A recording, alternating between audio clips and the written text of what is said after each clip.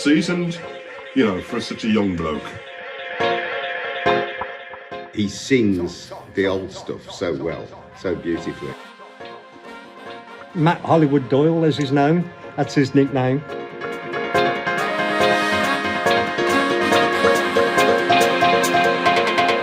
I've ever wanted to do is music. It's all I've known. You know, I came out of school with no grades. The only reason I went to school was for music. You know, I got a B in music and like B in French or whatever, and that was it.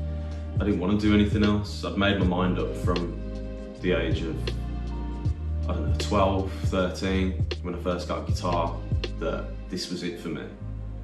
I don't care if I end up on the streets homeless. I don't care if I have no money. If I've got music in my life, I'm good. I've never pursued anything else. I've had to work jobs. I've had to work full-time jobs, part-time jobs, quit jobs, find new jobs, just to keep it going. You know, to be able to get out and tour, to be able to hire that van, or you know, to be able to record that song. It takes so much money when you haven't got anyone backing you.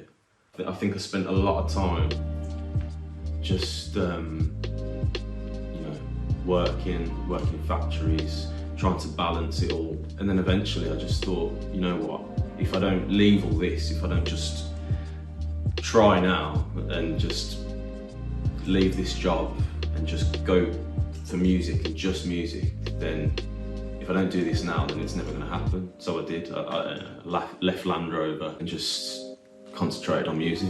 I was there to pass the time till someone better caught your eye, a little beating to my pride, like a credit card that's been declined, yeah. And who knew when you caught drunk at night, I'd be your perfect alibi lady. Look how you played me. You know, when UB40 came along and Duncan had to step down because of his stroke and the seizures and stuff,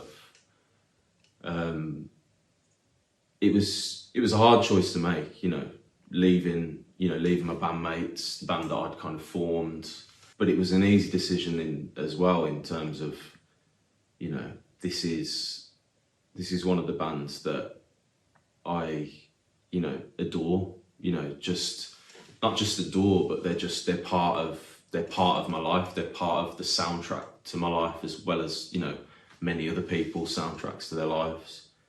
So when they came and said, you know, is this something that you'd want to do? Obviously, I had to think, I don't know how I'm going to tell my bandmates this, but I'm going to have to leave. You know, I'm going to have to do this because I'm not missing this opportunity. You know, it felt like a very selfish thing to do. It's hard to keep going, trying to be a musician and do this, you know, work that job, try and find money here, money there, you know, and this meant that I could finally kind of put everything into action. You know, I could go on the road, I can write, you know, I can do everything that I've always wanted to do, and, you know, the biggest reggae band in the world has just asked me to do it with them. So it was an absolute no-brainer, but it was still a tough thing to do, you know, still a really tough thing to do.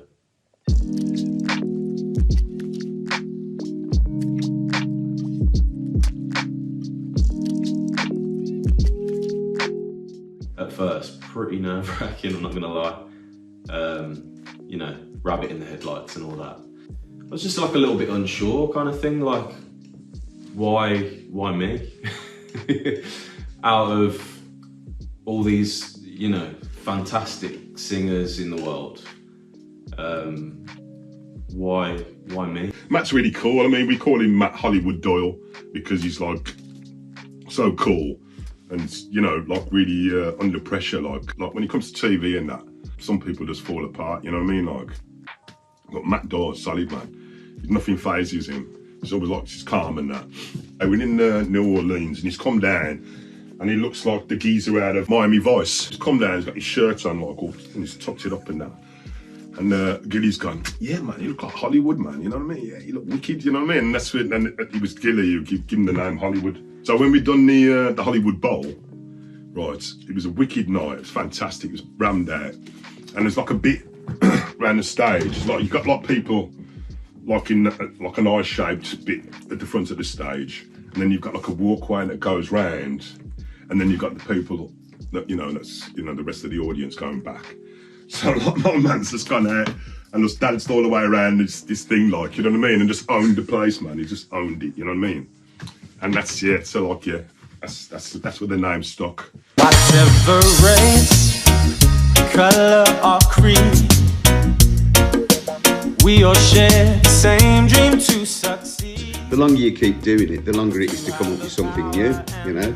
When you've done it before so many times, when you've recorded, what, 300 songs or something, it's hard to come up with a new way of saying the same things. So it's great that Matt is got these songs, you know, what do you think of this one? And that just kind of reinvigorates you, you know, it gives you energy, and we never run out of music. It's all that comes out of us, out of our pores, you know. But lyrics is difficult, so to have someone who's full of lyrics is it's a great injection. Maybe before joining UB40, I was lacking in a little bit of confidence in myself, and I think that them asking me to join definitely kind of makes you go, well, maybe I'm actually all right at singing, you know, maybe I can hold a tune, and people aren't lying when they tell me I'm a good singer. Terrifying relief, that you are doing what you're supposed to be doing.